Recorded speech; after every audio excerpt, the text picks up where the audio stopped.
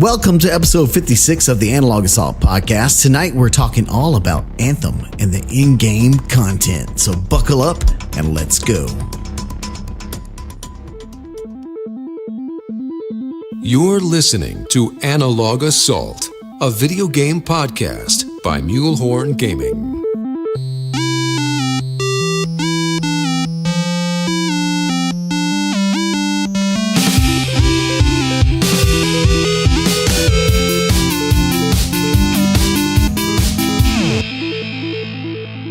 My hands are farting. Welcome everybody to the Analog Assault podcast. Tonight we have one of our bros and community manager, Scarecrow, join us. What's up, man? I don't know what to do with my hands. Yeah.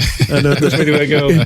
Yeah. There might be a little funny outtake at the end of this podcast, just to let you guys know behind the scenes there. So, well, guys, I just want to mention, thank you for joining us. Everyone in the Mixer chat, hello. Thanks for being there. Everyone listening to the audio podcast, thanks for listening to us as well.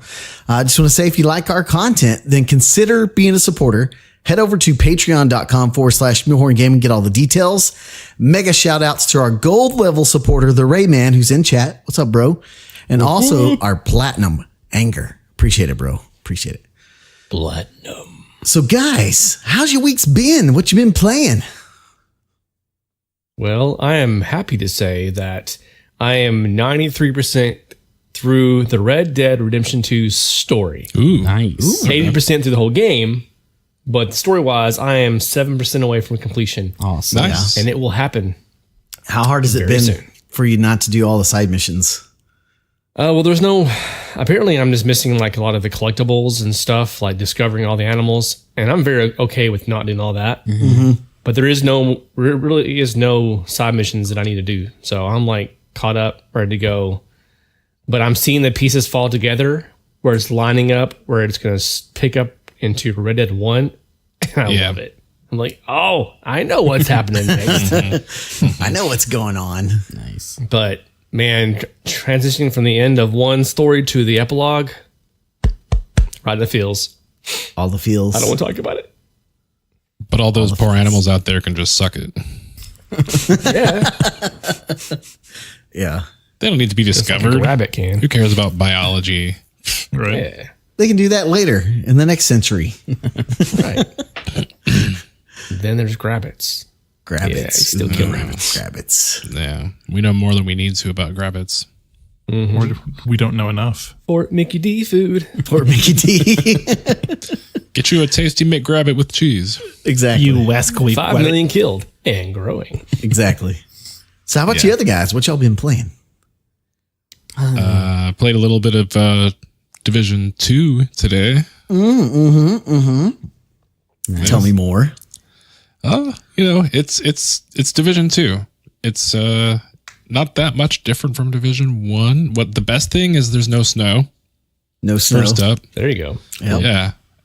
Still looks like Christmas just happened though, which I guess is a theme that is never going away. Well, I mean, they didn't have time to take down decorations. for all you No one cleaned Southerners, it's not just barren, dry scapes of land after snow. There is still slush under, on top of the grass. I thought that's what I That drank in happens. January. Slush. No, Slush. What's slush?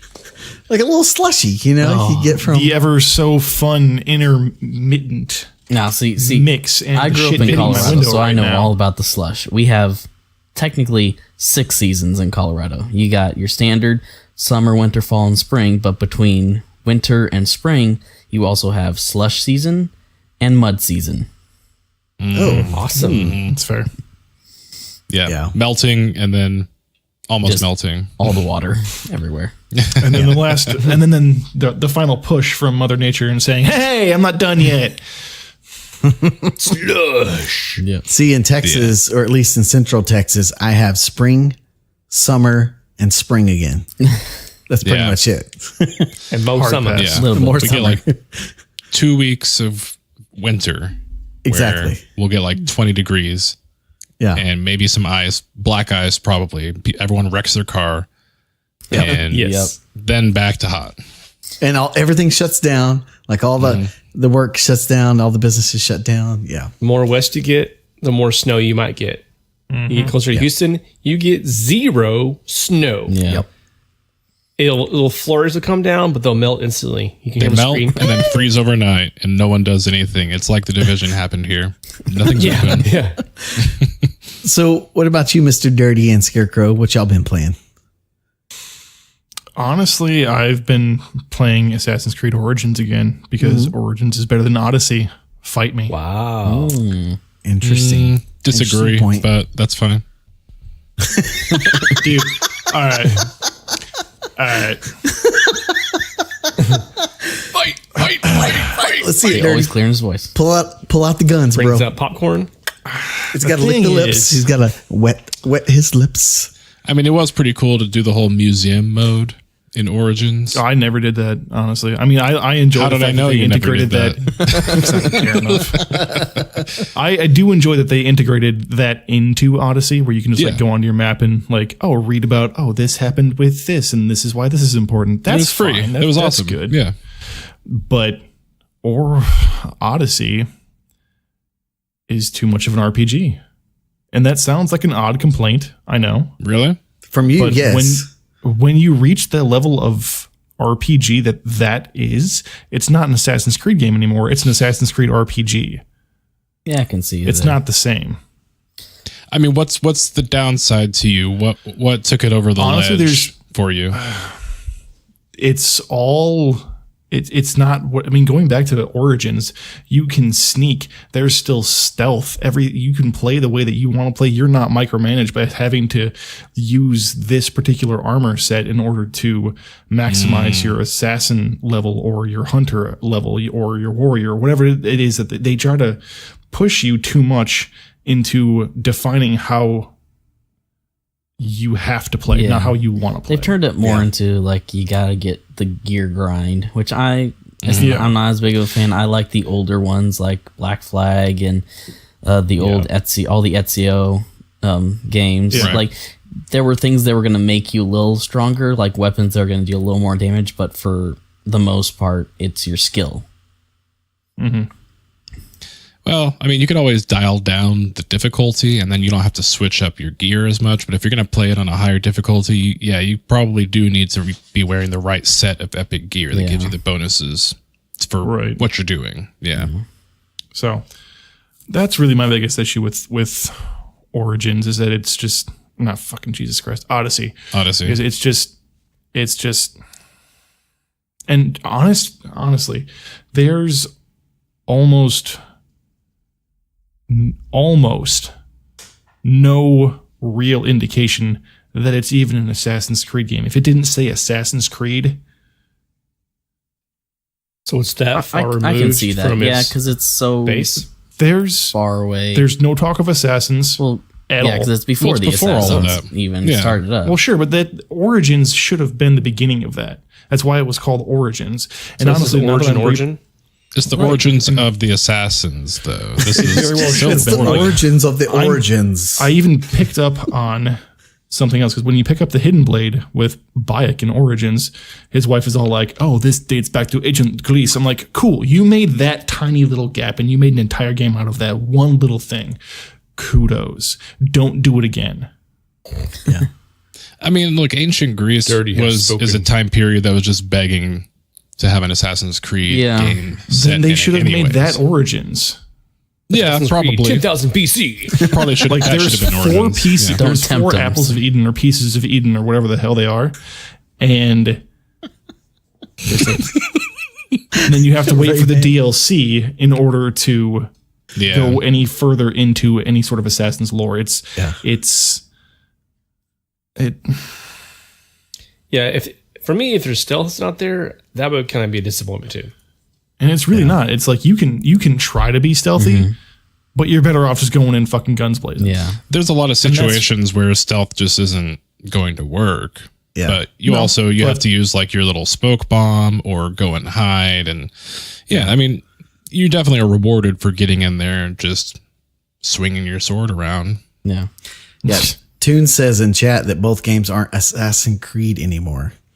Yeah. I mean, these aren't the same as they used to be. I personally like the changes. I liked where Origins went, and I liked where Odyssey, to me, improved on it, because now I'm not looking for a specific pelt from a specific creature to make this specific thing. You just get general resources. I felt like they kind of streamlined that aspect of it a lot more. But I see what Dirty is saying about the armor is so much more impactful now. Yeah. And there's so many different kinds of it. You are micromanaging that to a degree. But it ain't no The Division. No, I think honestly, if they in the next one, if they find a happy medium between Odyssey and Origins, I'll be happy, where they can keep that streamlined crafting system, but keep the play style of Origins. I think it'll be a lot better. Okay. Yeah. I mean, if the armor was too generalist, and maybe it wouldn't feel so special or like it contributed anything. I mean, would you just prefer that it was like just visual and didn't do anything, and you could set perks and attributes to give you boosts, or what? I don't know. Honestly, even those modifications were things that I didn't give a crap about. Honestly, Dirty has like, spoken. oh look, 6% freaking whatever damage. I mean, I will say that when you got an epic weapon, or whatever the top tier weapon was, whatever engraving on that you got, you could add to whatever else you wanted to put on. That's fine, because Poseidon's Trident came in handy real quick. Yeah. Lets you breathe underwater, by the way. That is nice. It was really nice. Yep. Spoiler! And in Origins, there's no goddamn sharks to fuck you up in the water. But that's fun. I like Sharks sharks. suck. Alligators, Oh though. god, those are so annoying. Crocodiles. I hated that so much in Black Flag, and I hated it so much in Odyssey. It's like, fuck off, shark. I'm trying to do something. You just got to shoot all the sharks before you jump into the water. Yeah. Sometimes you can't, man. Sometimes They're in the deep. cave and you're like face to face. Right? Like, I shouldn't win this, but I'm gonna. Yeah. But I'm gonna. I mean, honestly, I would just kind of sit there and swing wildly until they came at me, and then I'm all like, ha ha, I'm going to stab you. Yeah. Spam. Walk into it. Spam. Basically. So what about you, Crow? Have you been playing Assassin's Creed? No. I've been playing a lot of battle royales this week, including the new Apex Legends. Been playing that a bit, and then Blackout quite a bit as well. We have our Tuesday night customs night, which is always fun. Yeah, But it's fun. I had a fun story playing Apex. I was on, I think it was Tuesday morning, I think, and me and a couple of myself and Ray's friends were on playing together, and we teamed up.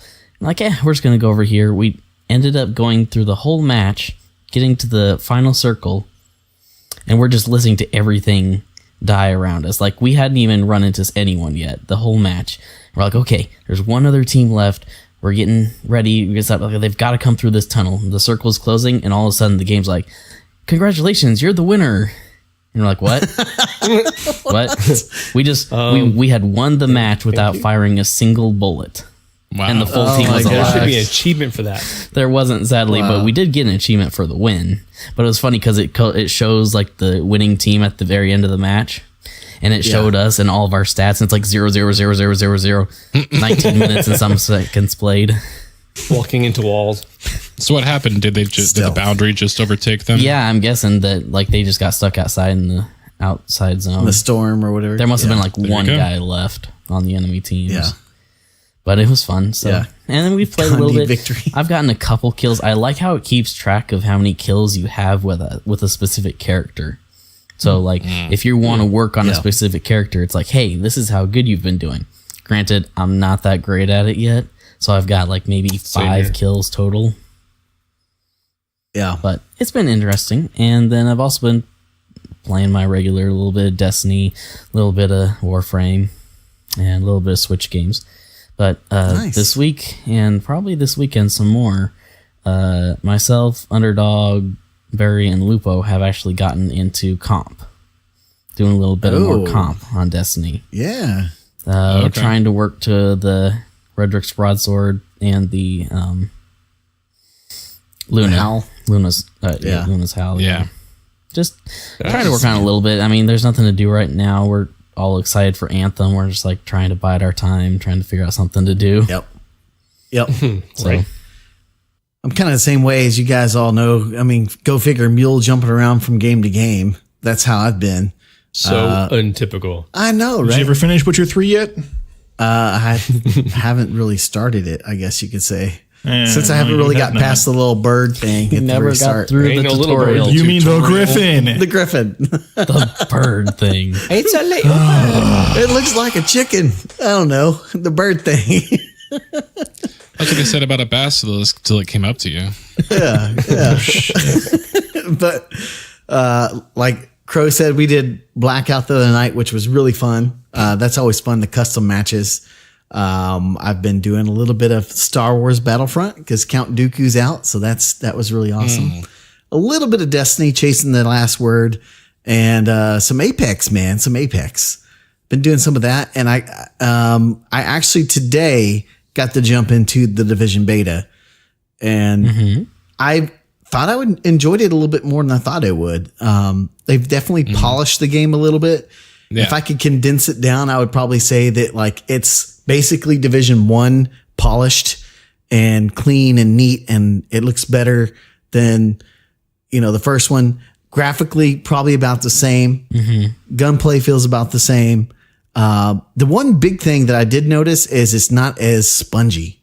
It's still pretty spongy when you get to the bosses, but not as bad. And something that kind of helped alleviate a little bit of my heartburn with that was I was playing that first mission, and you're fighting was it his name Saint or something like that? I forgot. You're the one. Sounds good. Let's go with that. We'll go with Yeah. Saint. I don't know. So Bad guys have names. Distinct. yeah. So I'm fighting this guy, and they're like, "Oh, shoot him in the armor and take his armor down." His armor actually popped off, and then once it popped off, he went down pretty fast, and that kind of helped alleviate like a little bit of my heartburn with like, oh my gosh, I spent like 9 clips in this guy, and he's still up, and Yeah. like there's no body armor that can take that much damage. And anyways, I'll admit, after watching you play it, and I was kind of the same boat with you, I'm actually looking forward to cranking open the beta myself. yeah, I'm actually having a lot of fun with it. So, I mean, I'm probably not going to be a day one purchase. Last game I did the whole thing, $100 purchase with all the DLC, all that. Right. This time I'm probably going to either wait for the month after release when it goes on sale, because most new releases do that now. Like a month later, they go on sale. I'll probably wait for that, or maybe pick it up cheaper sometime. But it's definitely a game I think I'll sink some hours into. So At some point, sure. But honestly, I was kind of like backwards on that for a little while. Like it seemed like maybe Division might hold my attention more than Anthem. It's like Anthem just kind of felt like, eh. And then I watched a video on endgame content, and I'm like, well, I just did a 360. Let's go play Anthem. yeah. Speaking of Anthem, that's actually what we're going to be talking about all night tonight. We're going to be talking about the end game. So before we get into the end game and the video that came out, let's talk about the narrative we kind of saw before this video release, which I'm just going to call him out right now because he really irritates me, and that's Skill Up or whatever his name is. And he's saying like, Skill down. yeah, I mean, I'd be lucky if I sunk 50 hours into to Anthem. And I'm like, really, bro? Because between the VIP demo and the open demo, I know I sank probably 50 hours into it. Oh, I know I did that in just the VIP. Easy. Yeah, and so it irritated me a little bit, but I want to hear what you guys think. What do you think all about kind of the narrative you see? People just say, oh, no, it's EA. Who cares? Giving hate on the game. I'm even seeing people throw out YouTube videos about like, this is a complete downgrade from what we saw at E3. What do you guys think about all this stuff? I don't know. The trailers you see at E3 for 99% of games, yeah, you're not going to get that same thing in the game, especially if you're playing it on console. The graphics always are hit with a little bit of a downgrade. Yeah. I mean, if you're playing a Ubisoft game, maybe it's a lot of a downgrade. It just depends, because they're also rocking like badass computers you can't afford to render those videos. Yeah. And then, so and they make changes. They make changes for performance. They make changes for lots of reasons between then and now. Yeah. And let's remember that the builds that we played in the alpha and in the demo are old. they're old. Yep. Like, A lot of the issues just people run seeing into little are already things. fixed. Like I'm seeing little even menu stuff in some of their new videos. It's like, oh, that's way more upgraded. Yeah. Yep. And like Yeah. just Their UI the stuff. whole simple fact of you collecting materials in the world. Like during the demos, they like the plants and stuff, they like dematerialize like all holographically, and it's like not very realistic looking. But then the new video that they just posted today, like you shoot a plant that you're supposed to collect and it blows up. Like just the fact that that little thing that they've done that much different on just some resource gathering. I mean, there's a big difference, because I mean, what they were saying, the demo builds were from, I think, late November, early December builds of the game, and they were saying in dev time that's like centuries old compared to Right. like the final product. Well, especially at this stage in development. Yeah, Yeah. Yep. Yeah. So just, you got to take everything with a grain of salt, including commentary, because let's face it, unless you're fucking Miss Cleo, you don't know shit. Tell me what's in the cards, Circuit. Yeah. Yeah. And yeah, we did get that guy who leaked the photo of like the microtransaction shot before, but even that's like, those numbers can change. Those it numbers was aren't in the permanent. demo build too. prices- That was still in the demo build, just a different Yeah. one. Yeah, it's not even realistic. And so half the people who complain about EA are happily playing some Activision published game and not applying their double standard to that company. You know, people like to grab the pitchforks and the torches and go, oh, it's EA, blah. But remember, it's BioWare. Yeah, So Right. if you think EA is a bad guy, look at BioWare as like, they've always pretty much been a good guy. I mean, and BioWare's Andromeda been is sort partnered of with a- EA since way back in the day. yeah. Right. They've been But honestly, BioWare's, I'm not against BioWare in any way, but they've also caught a lot of flack, obviously, with Andromeda over Yes. the past couple of years. So people are just chomping at the bit to watch something else that they do fail too. Yeah. I mean, obviously, you look at the facial animations in just the VIP demo and the open demo, and they already fucking can quash anything that anyone would say about Andromeda. Yeah. But at the same time, it's that same bandwagon hate where you just like, it's the cool thing to do. It's the easy way to get clicks instead of just, picking it apart respectfully, Yeah. saying this is a flaw that could improve. This is something that's good. Yeah. That's something that I was actually chatting with William from Your Anthem about the other night. We were just playing a little bit of Star Wars Battlefront on PC because I have it on PC now. And I need to level up. Of course you do. And yeah. And we were just chatting and we were both like, we're like very invested in this game, but at the same time, we want to give feedback. If there's something that just doesn't jive, like that's what we want to do. And Nate said this in chat and it made me think. He said people seem to want every game to fail. And it's true. You look at YouTube, you look at podcasts, you look at all that crap, right? And it's all clickbait, man. It's all clickbait with people saying, oh, rage on this. This sucks. Oh, rage on that. Some people even have their names as rage, whatever, And it's like, I don't know. At this point, I'm kind of fed up with that narrative with every game you see coming out. And I would really like to see things a little more balanced in the force, I guess you could say. Well, it isn't just the games media, the games press. It's every single industry. It's every, I'd say newspaper, but it's every news outlet, every news source on social media, on their websites. It's not just a conspiracy. Like, it's a well-known, business-proven fact that posting controversial stuff gets you more clicks. Yeah. Which if you're doing a business that depends on ad revenue, which most websites are, at least most news outlets are, unless you're like the New York Times and you charge people after your fifth article that they read, you got to become a member or something. Yeah. Then you need lots of clicks.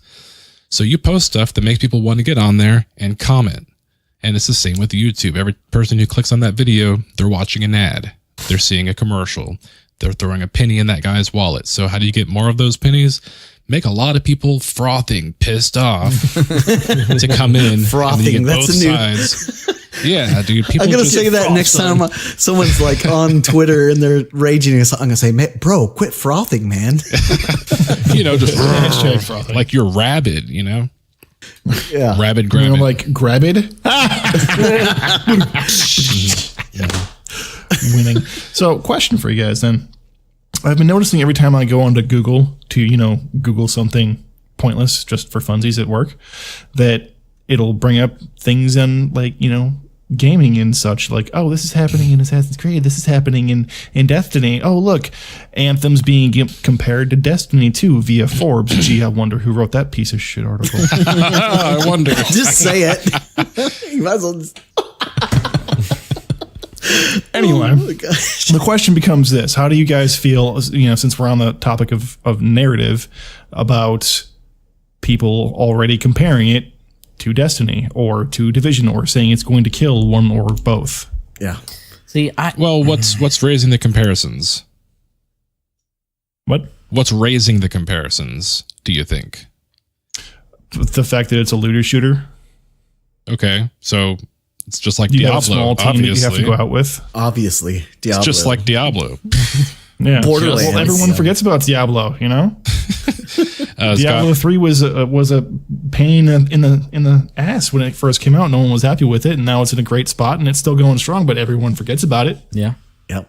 As soon as it starts doing Because it's good, not the then hot topic. no one cares. Yeah. Well, it's got a solid group of people who play it like all the time. Yeah. And every time there's a I new season play it or a pretty new religiously on update. my Switch. Yeah, and people are Yeah. going to get out. They're going to look at the games that are doing well. They're going to find some way to compare it and be like, "Oh, this is going to be the Destiny killer." That's what we thought with the Division. Didn't happen. Nope. And I hate And when it anyone twerked. says that it's going to be a blank insert name Killer. game here killer. Right. Because you're never going to have that unless it's a sequel. Then maybe. I mean, like, I would call Destiny 2 in its state now a Destiny 1 killer. Because, I mean, Yeah. no, I don't see anyone playing Destiny 1 anymore. Well, Destiny 2 was a Destiny 1 killer. Yeah. That's what I'm saying. Yeah. Yeah.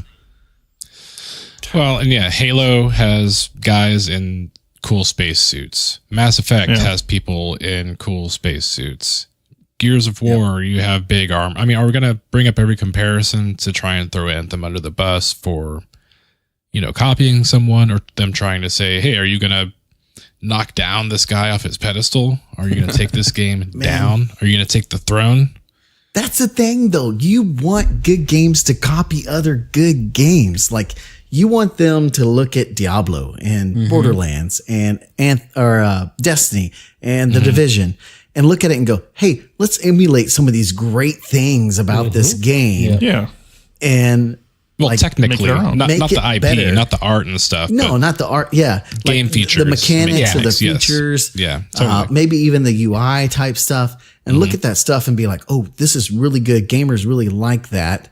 Let's put this into our game, but make it ours. Yeah. Like, one thing. Why wouldn't you want that? What I'm really surprised is one game that's not being compared to at all, it seems like to me at all, is Warframe. But there are a lot of I've seen the aspects, comparison being quite that a I bit. play Warframe a lot, there are a lot of aspects that they have definitely pulled from that and made them their own. The whole fact that is one account and you have all your frames on the same account. You do not have to level each of them up like Destiny. It's not 3 separate characters. Or in this Right. case, 4 separate characters. It's one character, and you have your 4 javelins, so you can Right. have all your stuff. Now, you can make other characters to have separate, basically, like, game saves, but Yeah. for the most part, people are probably just going to play on their main, unless they've got, like, Right, a specific friend that can't play as much and they want to play through the story with that person.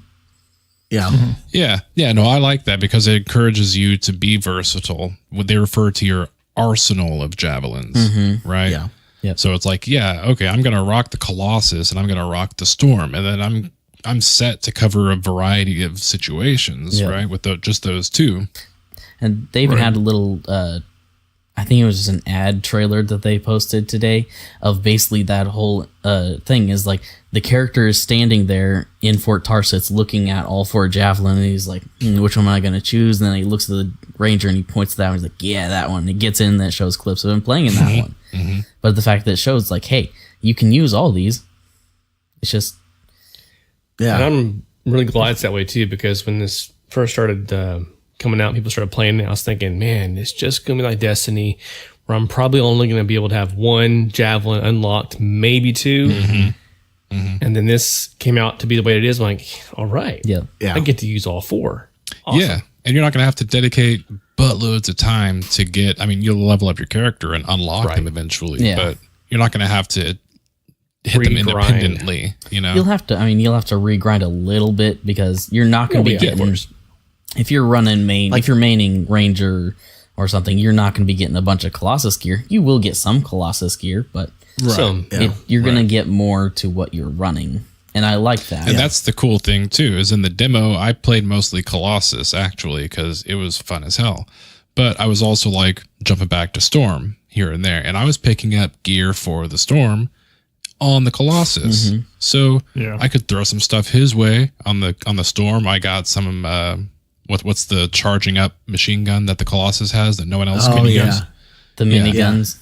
The Gatling. Yeah, I got a couple of those. I was like, well, I can't use those on the Storm. Time to try this baby out on the Colossus. Yep. So they're encouraging you to do that. And when we look at the end game video, you'll see some more. I bet that since they're having like monthly challenges, weekly challenges, and daily challenges, switching up which javelin you use is going to be advantageous to beating that stuff. Not for me. True. Not for me. Right. Just Storm all the way. Well, you're going to get to reward from them too. I'm just going to be done. You can't really do everything. Honestly, I enjoy the fact that, you know, like Circuit's saying, you can find one piece of gear, you know, for the Colossus if you're on your Ranger or whatever. You have that in Destiny where it's like, oh, look, this exotic engram I have freaking decoded into Titan gauntlets and I'm on my Hunter. And oh, look, I don't have a Titan yet because Titans. And now I have to make a Titan and level them up and make those useful to that character instead of it just being useful right away. Yeah. Right. And a lot of, actually, there's a good chunk of the gear stuff and components and stuff that is useful or can be used on all 4 javelins.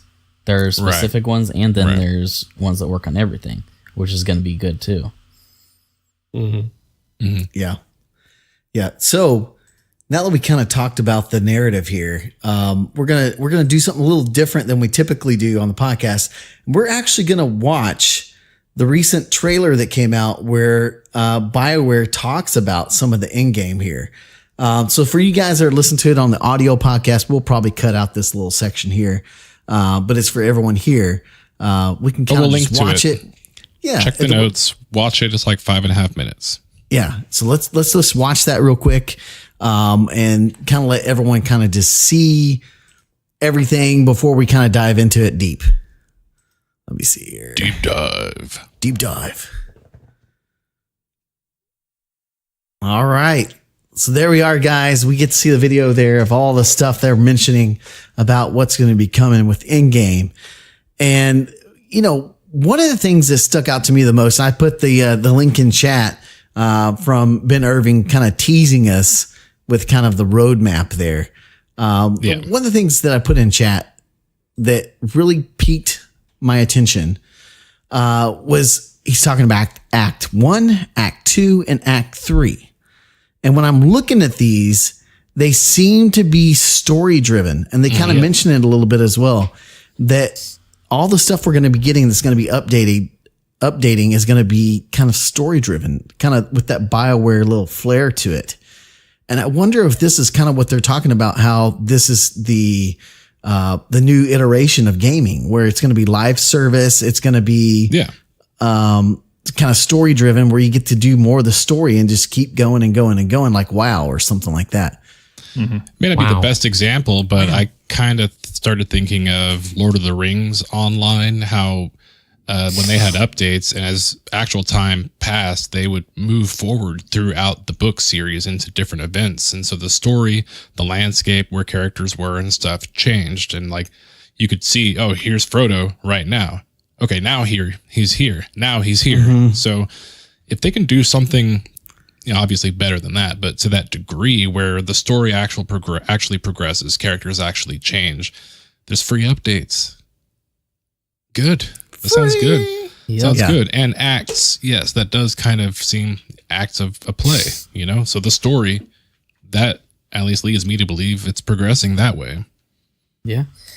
I mean, first thing I thought of when I saw this, I was like, oh, they're kind of doing like what Destiny's doing with these 3 smaller expansions, where they're releasing something and then there's going to be more content just for that one that rolls out lately. Like, we just got the Last Word quest, which we knew was going to be coming in this DLC, but that DLC launched in what was it, December, and it's February. Yep, we're still getting stuff.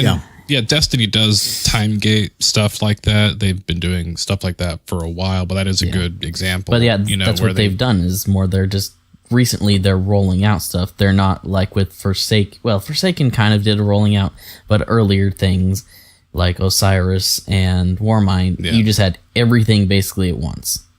Right, that's true. This is more drip content. Yeah, and that's how this Anthem stuff looks, and I'm excited for that. Because it gives you time to catch up, gives you time to get into the new stuff, get your gear back up, and then new stuff comes out. And I'm really excited, especially about like the cataclysm stuff.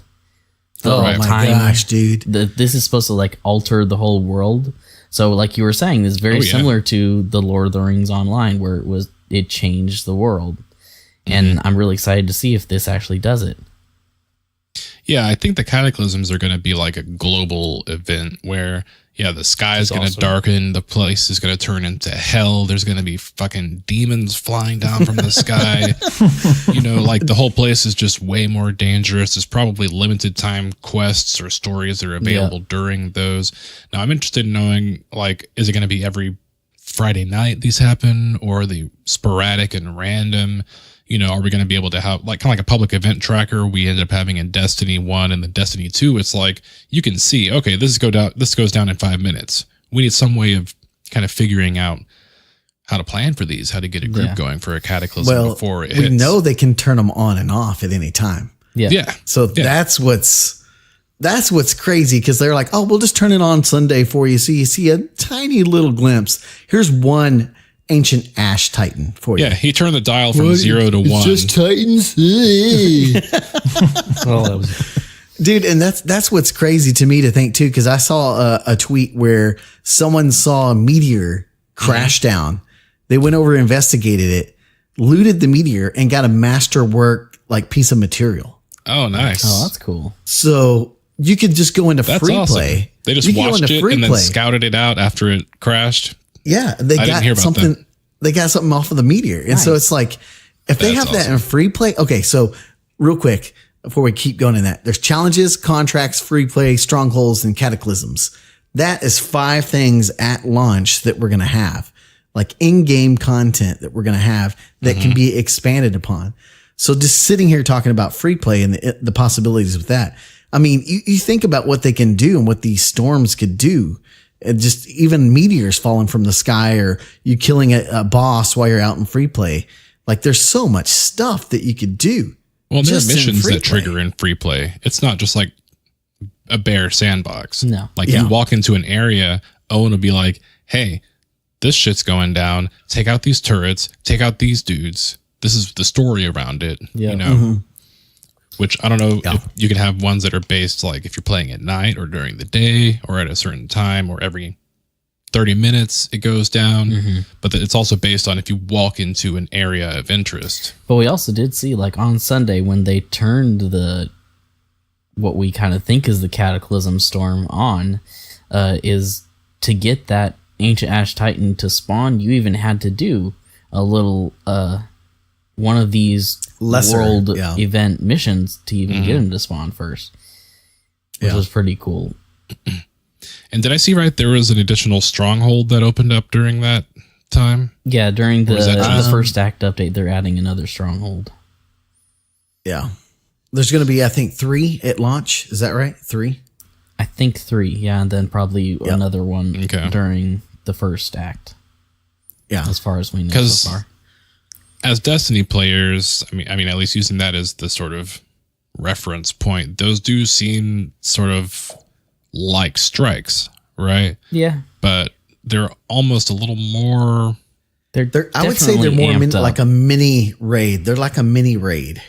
I mean, they're definitely not complex in sort of like dance and choreography you have to do in Destiny raids. No, at least that we know of so far. I mean, because there's definitely jumping puzzles. No jumping puzzles. Like, there's a puzzle in one of the demos that we had to do. Yeah.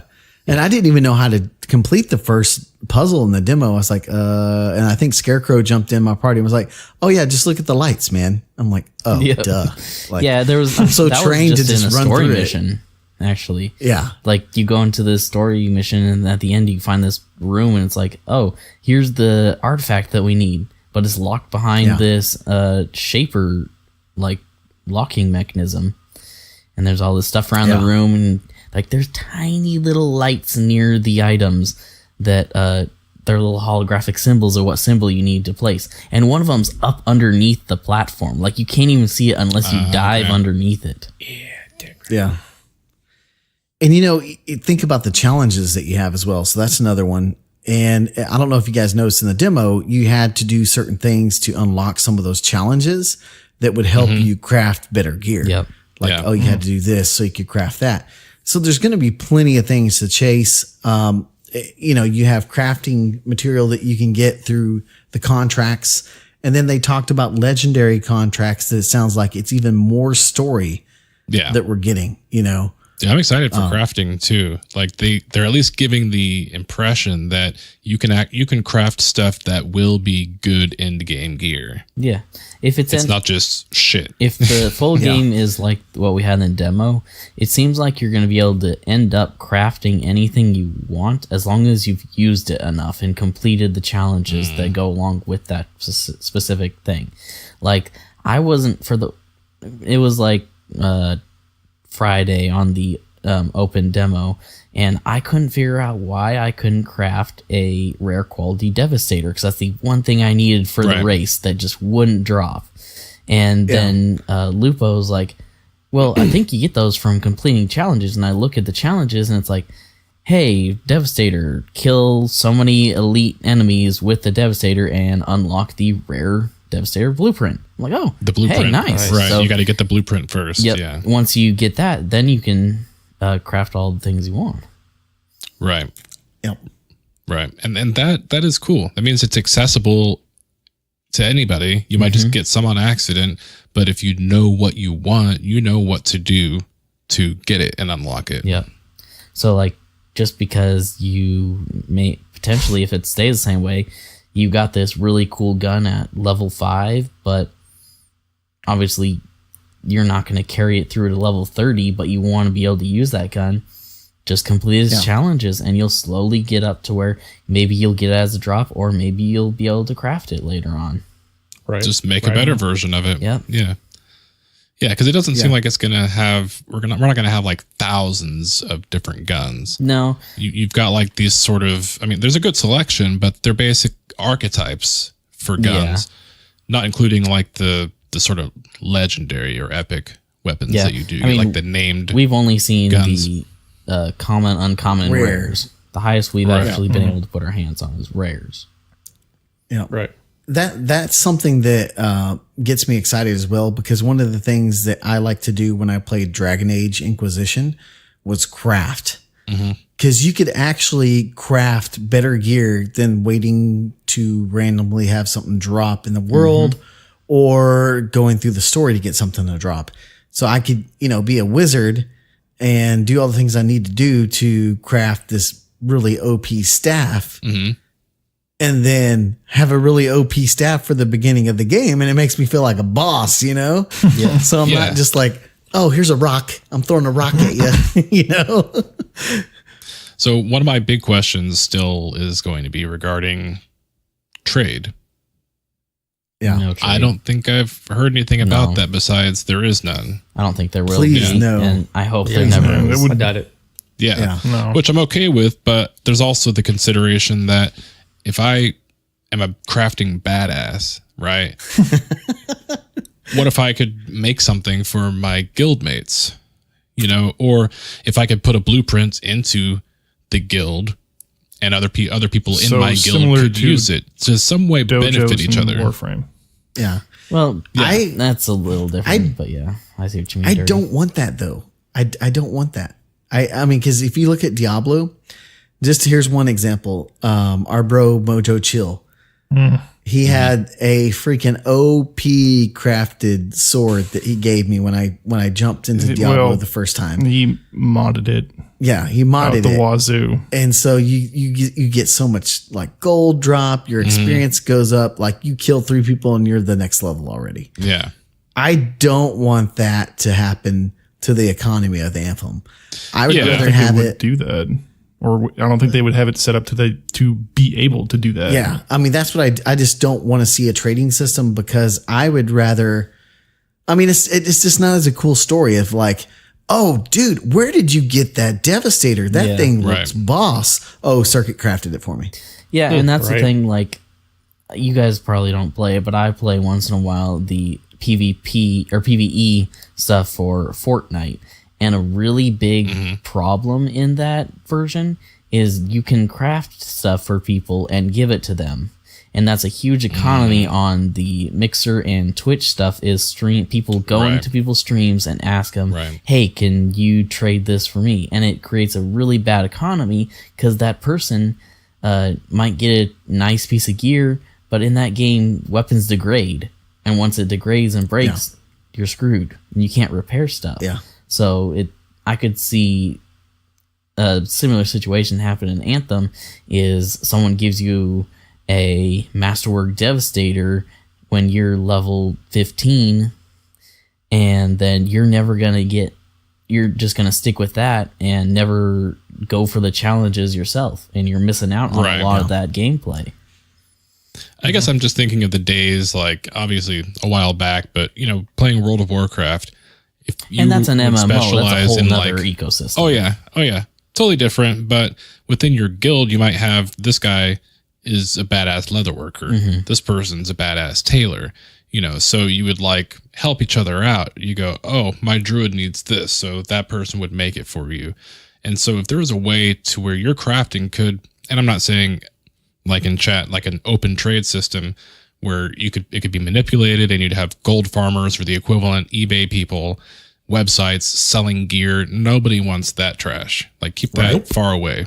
But if my crafting efforts could in some way benefit somebody in the guild in some way, I'd be interested in hearing about that. So I think Circuit, that's where alliances come in. I think that's what alliances are for. Because the more you play, the more your friends that you typically play with play, the more you get coin and the more you get stuff that you can buy to craft.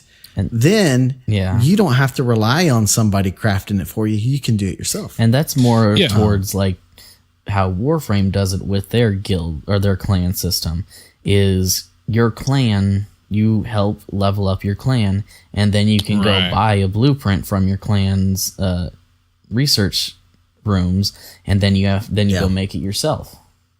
Yeah, something like that would be totally fine. I would love that. Me. Yeah. That would be great. Because, something to where because it's not, you still have to be invested yourself, but you have to do it yourself. There's no trading aspect there at all. It's you and your buddies working together to get these things done. Yep. Yeah. I'm not going to sell you my fish, but I will teach you to fish. Yeah. Yeah. Yeah. I would be down with that. Super down with that. But we're getting a little ahead of ourselves. We don't really know what the clan system entail. Nothing on guilds yet. I even asked the question today for the Right. I think they're avoiding it right now because they probably don't know how it's going to work for them yet, but I'll be interested. So strongholds, guys, strongholds. What are you hoping? I mean, we got a little taste of it in the VIP and the open demo. What are you hoping we have more in some of the other strongholds? Bigger, better, cooler bosses with, cool stuff along the way. A few more. Not so much mechanics, but like just more diversity. I would actually like to see more mechanics. Not necessarily maybe in the boss, but more like puzzle rooms that you have to do prior. Because like Mule and I did this last weekend is we did the speed runs, the Stronghold speed runs. And that was really fun. And you have to cooperate with your teammates to get things done fast. So, which let me just say, we should have won. We should have. And I've been going over we had two glitches at the end that we should have won. But for you guys that didn't see it, go check out our YouTube and you can see it. I really want to rewatch it to see when they started moving versus when we started, because we were sitting there waiting to go. And our friend Gagne, who was helping us out with chat and stuff, he's like, "Oh no, go. They've already gone." And I wasn't sure. I was like, is that really going to be that big of a deal? But it was still fun. We had a great time.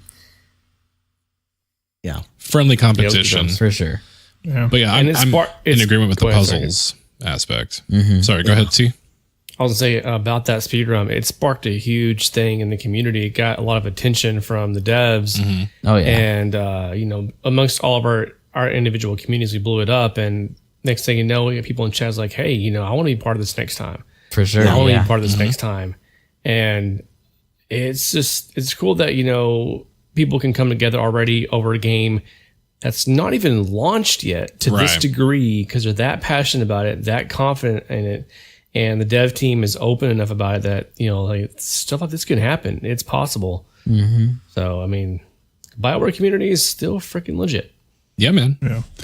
Competition gets people going. Yeah. Even the EA haters are like, "Oh, whoa, what's this fun stuff you guys are doing?" I mean, it's secretly fun. I still hate it, but it's fun. Yeah. But I would have to again echo the sentiment of more diversity, because honestly, the problem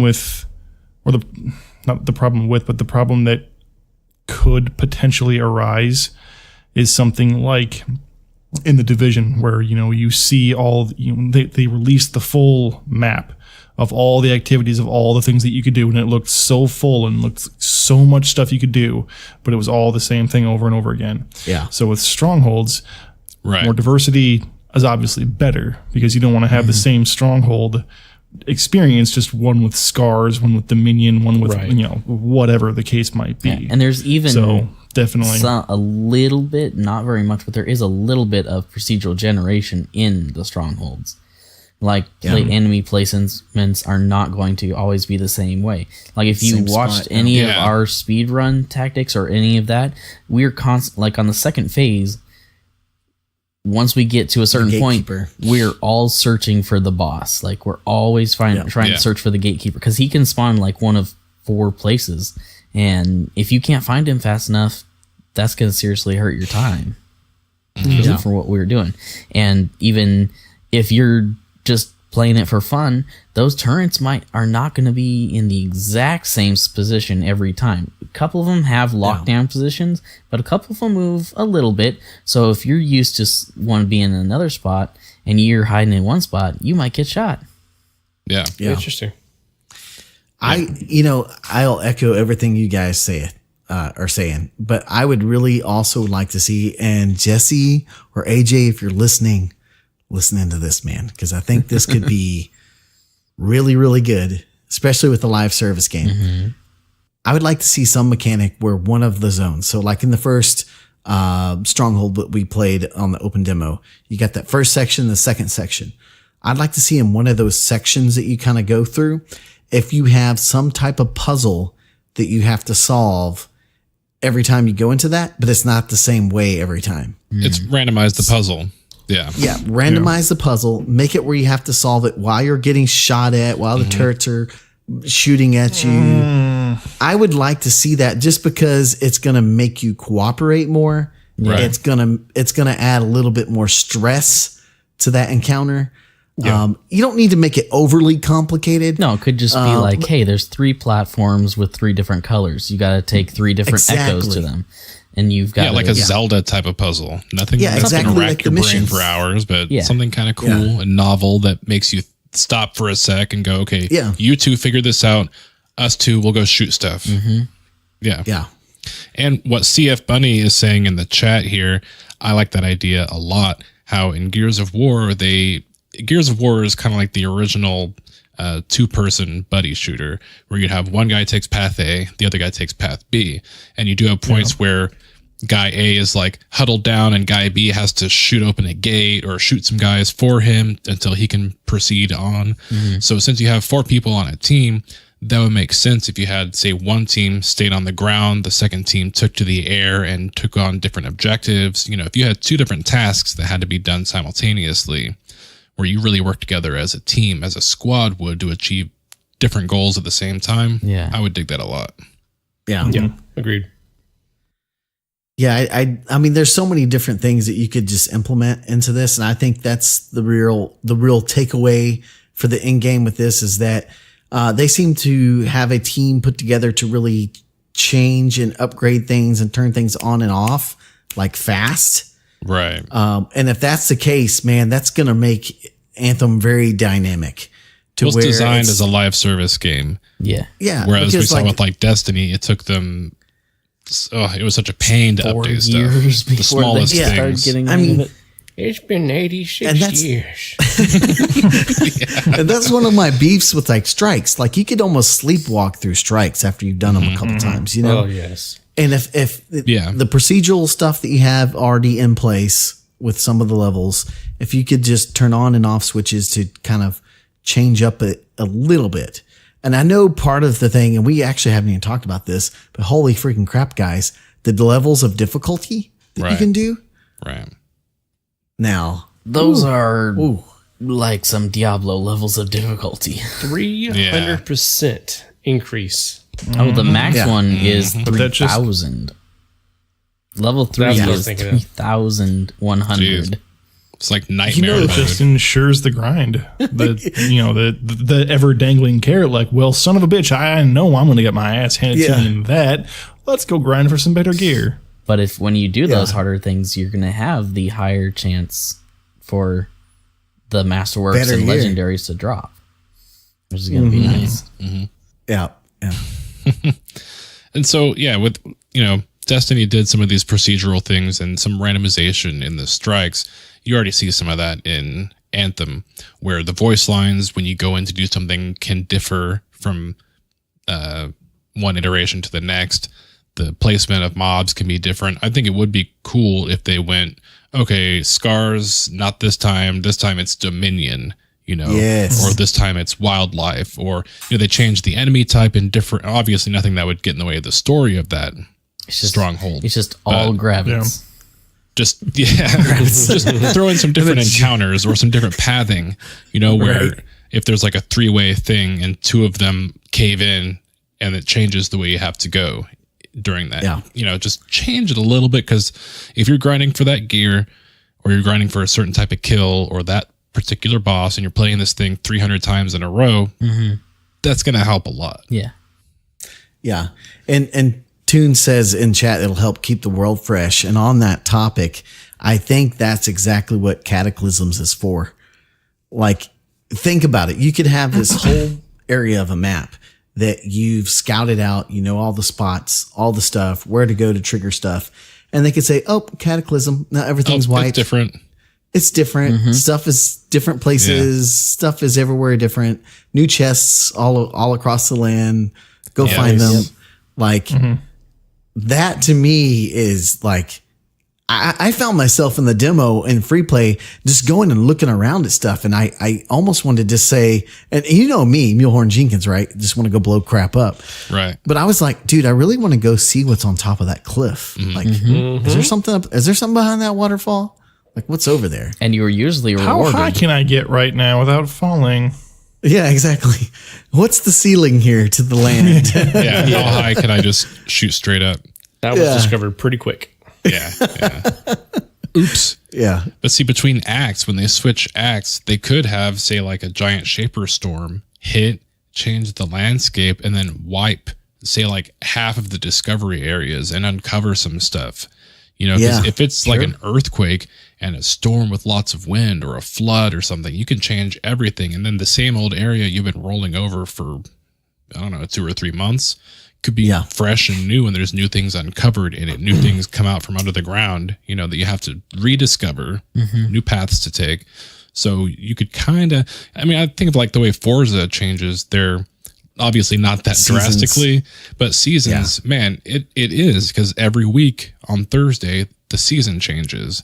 Yep. So it brings a new freshness to the game. There's new challenges, and I'm like, I keep coming back and playing it. So if Anthem had something like that, where they regularly change the landscape, change where things are, and even look at Destiny and the Dreaming City, even though I'm tired and bored as balls with it now, it was pretty cool that they had this like 3-week thing. Yeah. Right? It's different every week.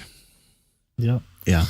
Was a little butthurt when I missed the whole sniper rifle thing by 1 day, though. Had to wait 3 weeks. Yeah. Yeah.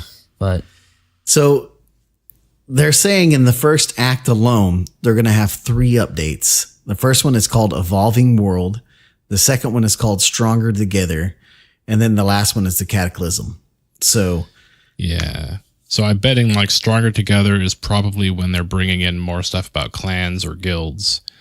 The Cataclysm, I guess, is when they're doing those world events, the Cataclysms, like the big storms that do crazy things, which it's a little disappointing that in particular isn't ready on launch, but you're also like, you're discovering everything that is already there from day one. Yeah. And you got the entire story to play through. The whole first act is going to happen during March.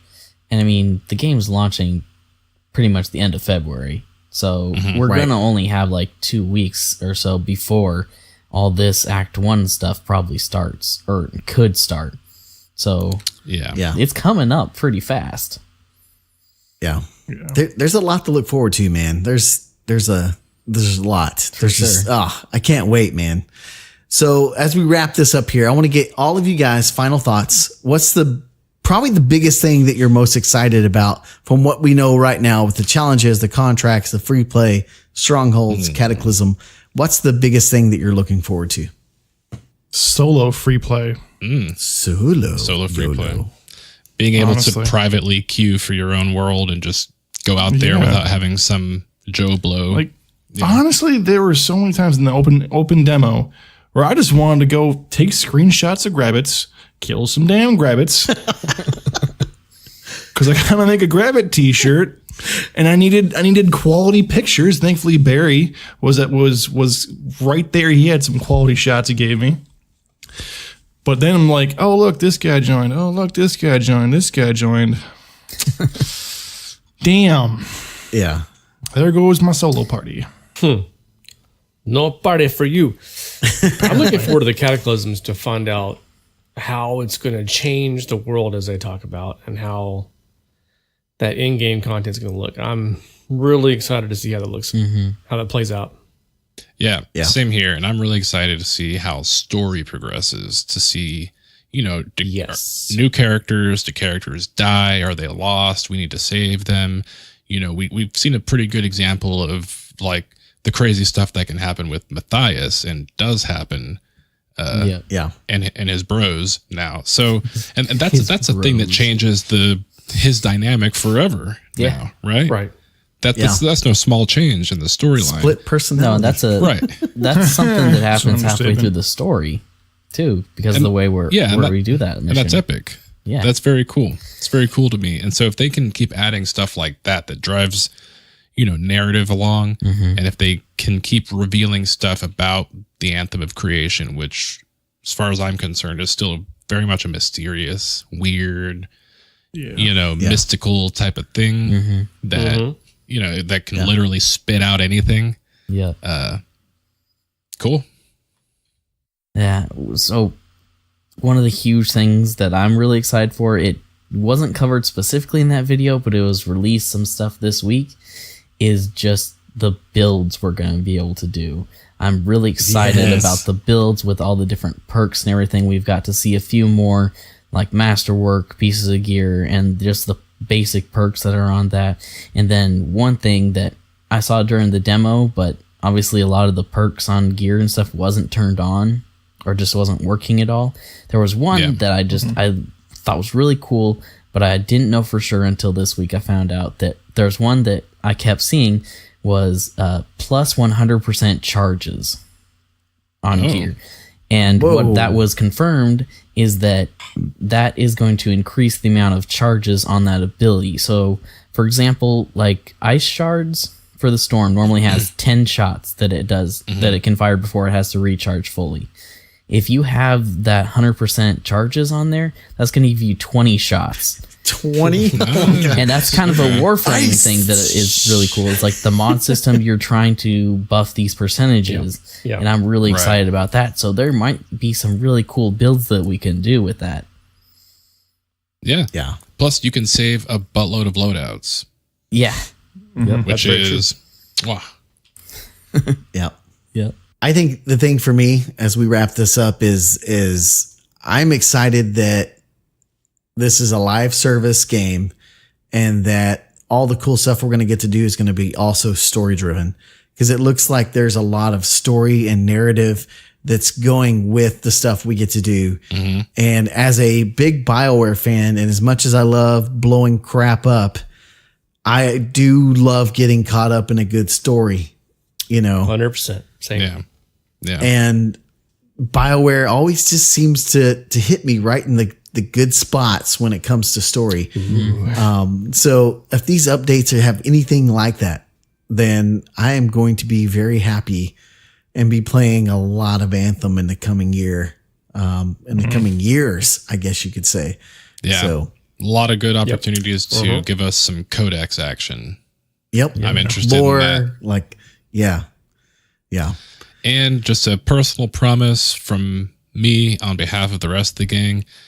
If Anthem does turn out to be a big stinker, we'll still talk about that. There's no reason. We're not getting paid by anybody except you. Right. So we're going to be honest. But if it's good, you're going to have to deal with it. You're going to have to listen like to us the talk ladder. about it. Deal with it. Yeah. Hashtag deal with it. Yeah. Well, all you guys that are in the Mixer stream, really appreciate you guys hanging out with us for the podcast. Everyone listen to the audio version. Really appreciate you. You guys listening to the podcast. Don't forget, we got Anthem, the game, being given away on our website for either PC, Xbox, or PS4. So make sure you go visit our website to get the deets on that and enter in for it. And guys, if you want to know more awesome streamers like us, check out theshedteam.com. A bunch of good bros and cool cats over there. And if you would, guys, like us on Facebook, leave us a review on iTunes. You can follow us all on Twitter. And remember, guys, when in doubt, blow it up! Lightning storm. Explosion. Lightning storm. Blow it up.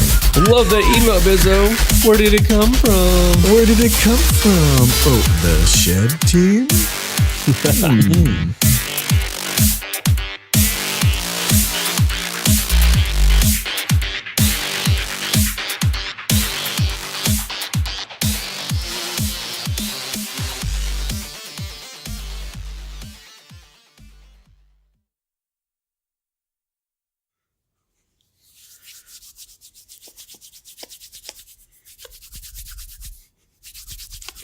My hands are farting.